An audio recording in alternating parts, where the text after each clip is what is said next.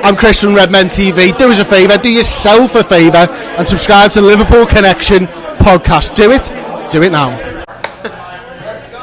Alright, welcome to the Liverpool Connection podcast. Pub chat. We're at BD Riley's. We're just going to discuss January and our history of transfers, whether it be fantastic, rather average, or terrible. So we're not going to discuss what we've done this January because it hasn't finished yet. And by the time we put this podcast out, who knows, we might have signed Mbappe and Bellingham and Declan Rice. I doubt it, but you never know. But we're going to discuss historic January transfers. So, knowing me, Julian Lane. Knowing you, Steve Wilson. Knowing me, Julian Lane. Knowing you, Glenn Cooley. Baby. Thank you. Well, I've always wanted to do that, so yeah. Anyway, some of them might know what that is, some might not. It doesn't really matter. They're clocked off by now. So, anyway. Are you talking about the band, No, oh God, yeah, see, yeah, no, look it up later, and then you'll see. I'll look it up and it will come up with the band, Yeah, but I'll give you a little bit extra, like maybe this, I'll have you Google, and you don't know what this is because it sounds ridiculous. Google Partridge, Okay. Come back to me, tell me what you find. Next episode. Anyway, Glenn, so let's say, 5 players we have signed in January.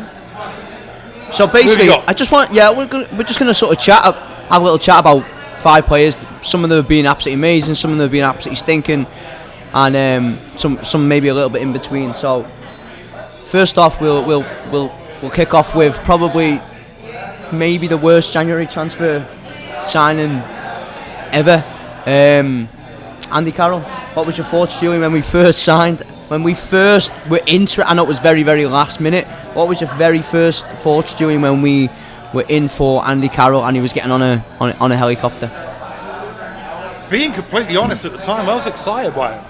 Honestly, because he was, that season before for Newcastle, he was magnificent, and it looked like, hindsight is an amazing thing, right? Yeah. But I remember at the time, everyone was like, okay, yeah. I mean, he was wanted, like Andy Carroll, by a lot of teams. And he was that good for Newcastle that season before that people were thinking, okay, this could be the next Alan Shearer, right? The way he hit the ball and his heading ability, his striking ability was fantastic. So I was excited for it. I thought he was going to be a success. So it obviously didn't turn out that way for a number of reasons, but I was looking forward to it when it was announced. Wilson? You know, Andy Carroll was such a late signing in that window, and I believe he came in the same window as Suarez, right? Yeah. So it kind of really, for him to cost more than Suarez. I don't know about you. If you say that you were very excited for him, I didn't feel that same excitement for him. To me, he was just money. I mean, he was a big deal at the time. That's why we paid the money for him. We paid the money because it was a last-minute deal.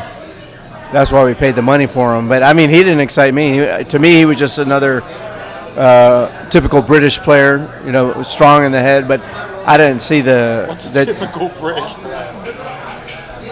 Strong on the header. I don't know. You know, I didn't have any excitement about getting him. Yes. So I'm just being honest with you. I didn't have any excitement. I'm like, what the hell are we doing signing him for this much money late in the window? Yeah. I'll be honest. I was so devastated when Torres left. Like I can't even really explain just how devastated I was when Torres left.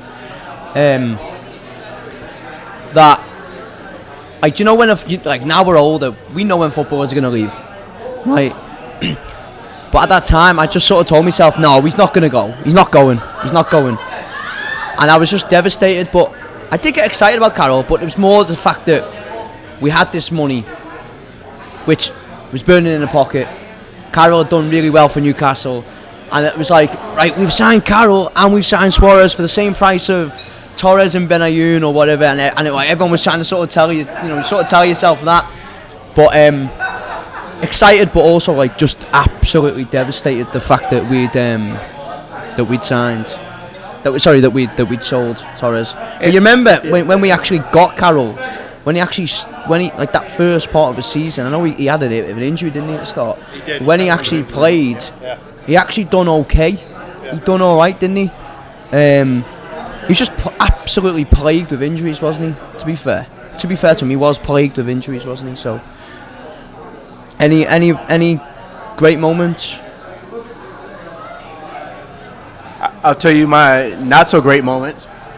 Let me tell you my Andy Carroll story. So I actually had traveled up to Newcastle to watch Liverpool and Newcastle, and that was the very first game back for Enrique and Carroll since they had left Newcastle. And so I'm sitting there in the Liverpool section. I had to buy an extra ticket because I actually had a ticket in the Newcastle section. I said, I can't sit there.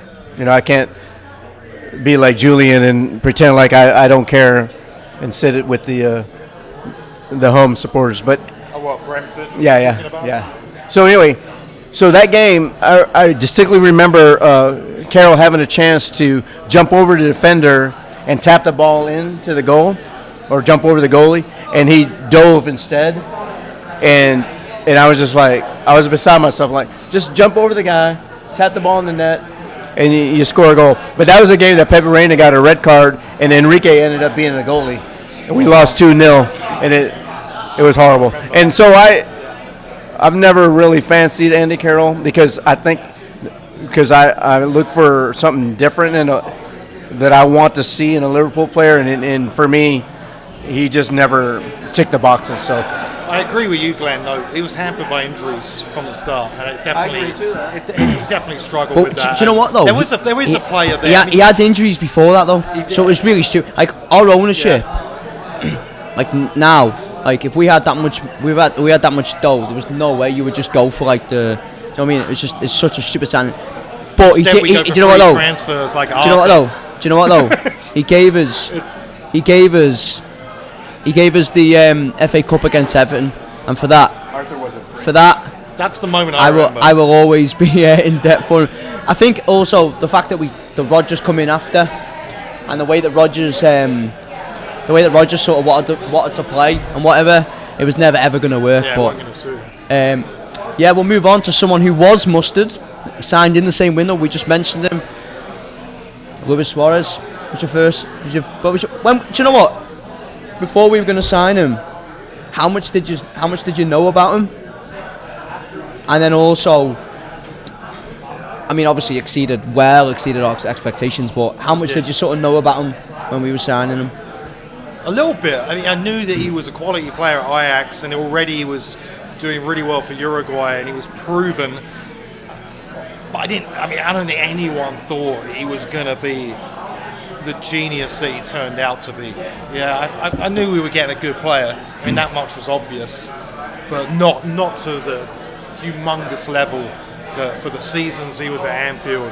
Like, he was magnificent. I mean, it's hard to that season.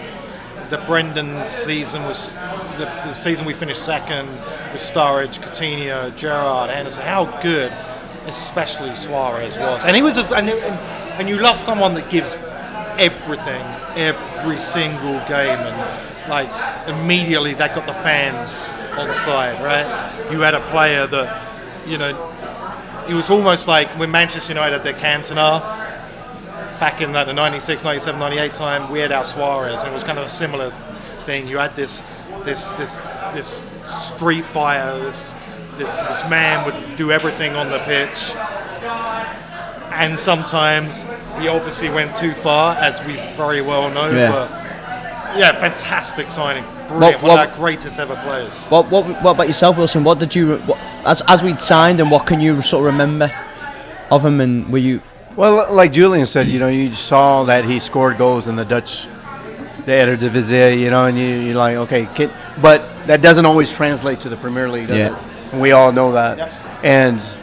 But just he started slow, but even when he wasn't scoring goals, you just saw something else. You saw that South American microphone, man. We went from 2 to 1. It's just magic. Hey, as you guys know, we have technical difficulties at times, but we thank you for sticking with us. Thank you for subscribing. Through all our faults, we try to bring good content. Anyway, so you asked me a question about Suarez when he came to the team, what I felt, and you know, kind of in contrast to what I said about Andy Carroll. Well, I didn't have a lot of excitement for it just because of the style of play. I knew Suarez, the way he played, fit into what I thought Liverpool should be aesthetically, right? And we know that it wasn't.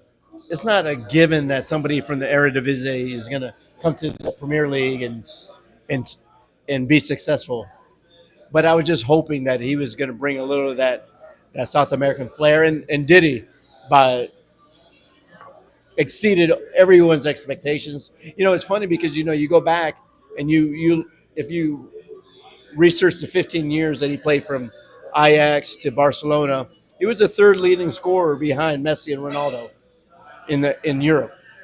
And a lot of people don't realize that he scored that many goals. But for Liverpool, he just brought excitement from day one. He didn't kick off scoring the goals, but you can tell there's a player there. He brought the excitement to Anfield, and for that, no matter how he left us, I'll be forever grateful for that. I've got my Suarez. I was going to say, I think that the 13-14 season, I think it's the best performance by any player in my life, anyway, of any player. It was unbelievable, and I'm actually. It's funny because I was fuming with my mum because we went out for her birthday, and it was a game. To be honest, I can't believe I've done this. We went out for my mum's birthday, the Norwich game. So obviously I've missed the match. Another one where he scored three, and he scored three absolute bangers. So I always remind her of that. Like, fuck's sake, mum, you had to have a birthday on that day, but just unbelievable. I, I think he's I think he's the best player I've seen play for Liverpool as well. Um, third highest goal scorer for Barcelona, which that's insane. It's insane, isn't it? But I will move on. Going a little bit further back now. Oh, no, no. Go on. Sorry, go on. I want to Go say on, go one on, more go on. thing. I just want to pick you up on something. Oh, I was just you were saying the hat trick right against Norwich. We've seen a lot of Liverpool players score hat tricks, but that's probably the favorite one that of all time for me. So, yeah, you bring up a point like Don't press any buttons. so Suarez that season. I think I saw like the Barnes 87-88 was amazing. The Suarez the season where we finished second, and then the Salah 44 goals were probably the three individual wise where you saw three amazing talents, just exceptional. Not for a couple of months, but the entire season, all three. We've had some amazing players over the years, but those three seasons especially magnificent. So we had Suarez, we've had Carroll. Who do we have Do next? you know what? I want to pick up some quickly. I know I don't want to leave Suarez. I don't want to leave Suarez. I really don't. Is it fair to say that Liverpool in '88 and Liverpool around 2017, 19, maybe the best teams we ever had? The team that Suarez played in, there was a couple of really, really good players, but there was some absolute shite in that team as well. Do you know what I mean? So anyway, we'll move on to a player that I'll be honest, I was so excited about when we signed him. And as a young kid watching loads of Spanish football, the signing of Fernando Morientes was, for me, I was so excited about it. Obviously, now looking at it, you'd think he's well and truly, past it. Was nowhere near fast enough, quick enough, physical enough, I think, for the Premier League. But what was your thoughts when we first signed Morientes? I was very excited, and to you look back and he only was with Liverpool for 18 months, and it was just disappointing because there's a player there, right? But for some reason, and it happens to a lot of players, right? That either the system is not right, the teammates that you're playing with are is not right.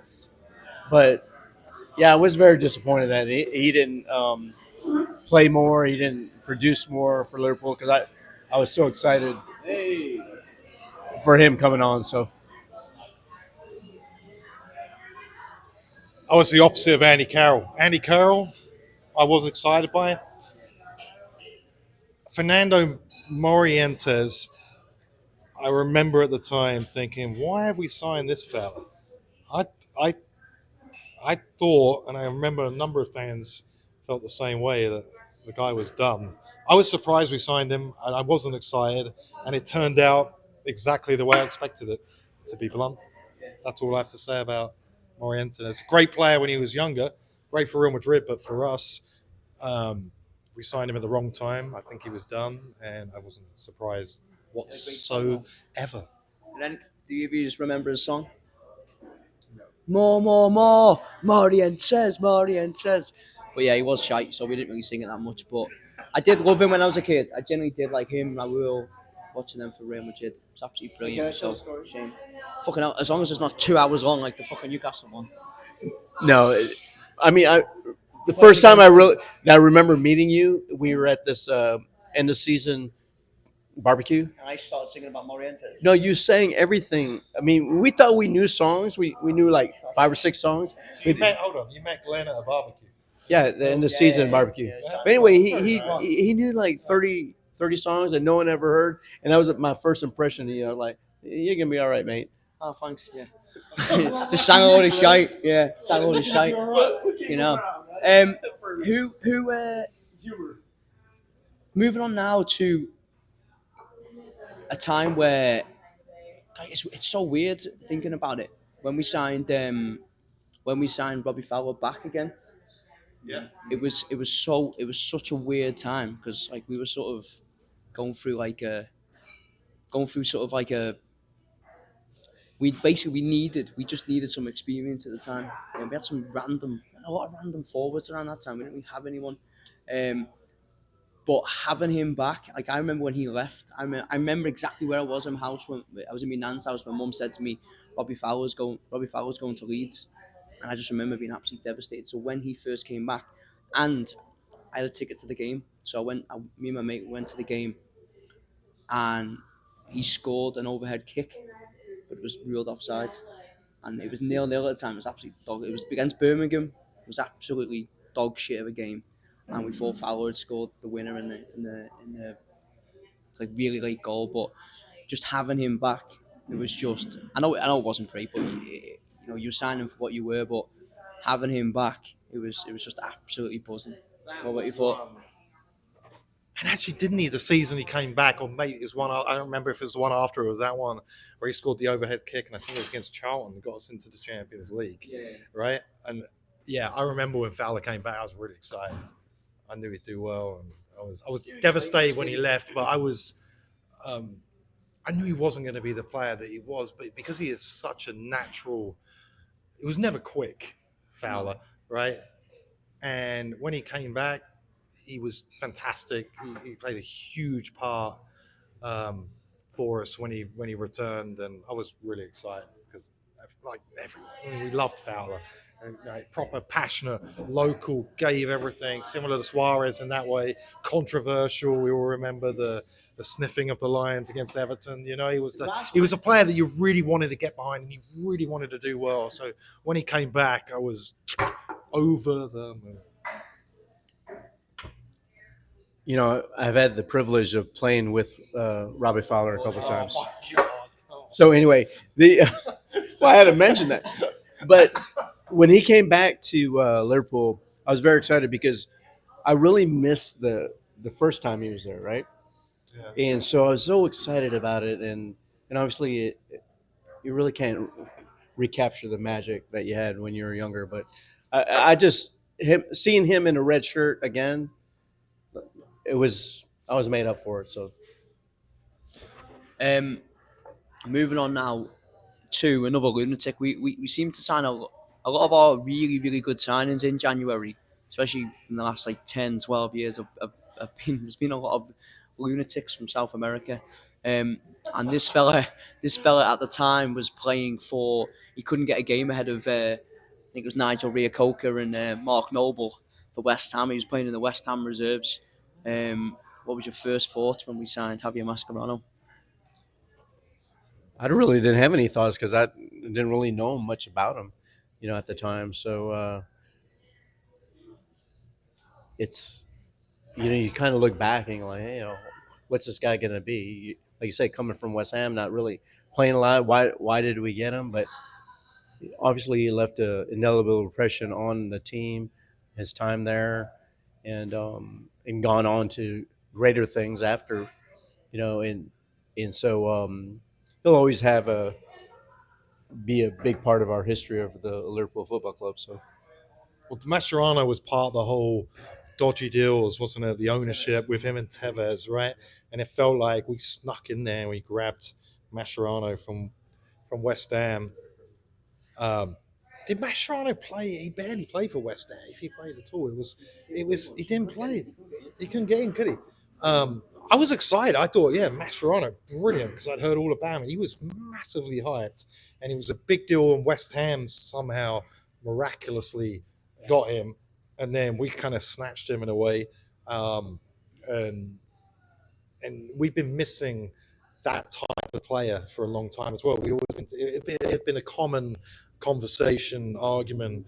Liverpool need a hard man. They need the engine room in midfield because we didn't really have it, and we hadn't had it in a long time, and we felt like Mascherano was, not to use a cliche, but that missing piece in midfield. So I was excited to sign the fella and look forward to it.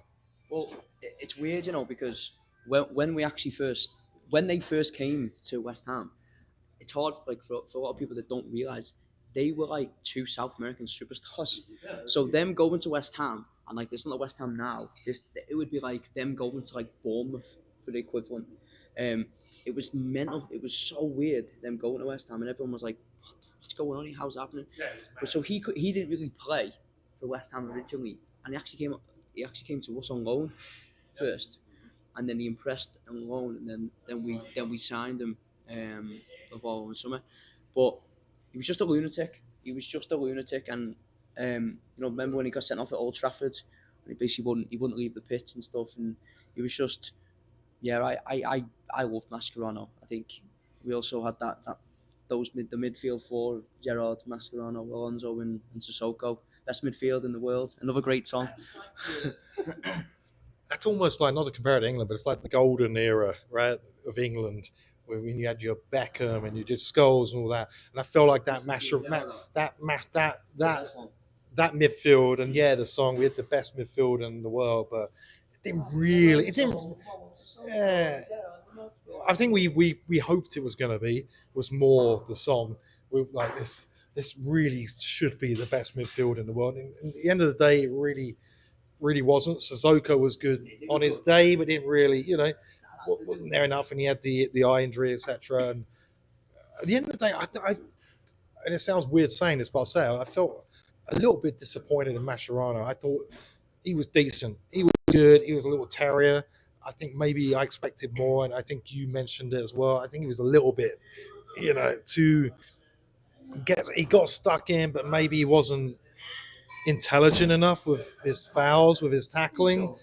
I think so. And while Mascherano was good for us, right? He was solid good. I don't think he was as good as a lot of people make out from that time. I think what happens is like a lot of revisionist history where a player leaves Liverpool and they attain a lot of trophies, or they reach new heights, and then people think, oh, that's how they were at Liverpool, when it wasn't really the case. No, trust me, he was unbelievable for Liverpool.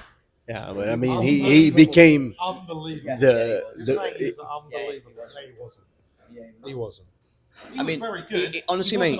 Honestly, but if you honestly, he wasn't. Okay, he wasn't. But if you actually think about the time, you just mentioned it a minute ago, like having Liverpool, having him and Alonso together, and that sort of freed Gerrard as well. But at the end of the day, it didn't end up in trophies. Did it? But it's the best Man United team there ever. It was the best Man United team there ever was at that time. I don't care who the fucking other teams are. Okay. At the end of the day, it didn't fulfill fulfil what we hoped it would fulfil. A midfield of Gerrard, Alonso, Mascherano. It didn't quite But get mate, we had Gabriel Cisse and Milan Barros up front. Do you know what I mean? You can't. Anyway, this is a different point. Mascherano was very very good for Liverpool. But you know he's constantly shagging Declan Rice, this fella. So you know we're not gonna go anywhere with that. Declan Rice is. The whole planet is shagging Declan. Declan Rice is a fantastic player, and he's going to move to. And this is another conversation. He's going to move to a big club this season. Hopefully, it's going to be us. Might be Chelsea, which would be probably a step down for him. But anyway, so who do you have next? That's it, mate. There's only 5. So if you want to, you just want to give me someone else. I'm not going to go into. We've got Ben Davis. Yeah, Ben Davies. Got Kabak. We've got Kabak. We've got Kronkamp. Who I only remember Kronkamp because of the Gerrard West Ham FA Cup final where Gerrard scores the goal and he's doing this. Just tell everybody why we're not talking about Van Dijk since he's a January. Because he's too easy. I know, that's what I'm saying. Why would we do You had to tell people because they're all wondering why. Let's talk about Van Dijk. Yeah. So tell them. I mean, it's too recent. World class, exceptional, a signing that truly made a difference. Yeah, but we're not talking about recent. Brilliant. Okay. So. Steve Coker. He was. He played up front, didn't he? Once when he came on off the bench. Yeah, he had 3 appearances and he all played up front, and now he's still playing. Now he's only 31. Stephen Coker. Yeah, good for him. So yeah, no, but he's only 31 because I thought when he joined us he looked 41. Right. Anyway, we're gonna wrap this up now, guys, because this mic's getting on my nerves. It's gonna get through out the window. So subscribe, like, and all that bollocks, and we'll see you at the next one. Cheers. Nice one.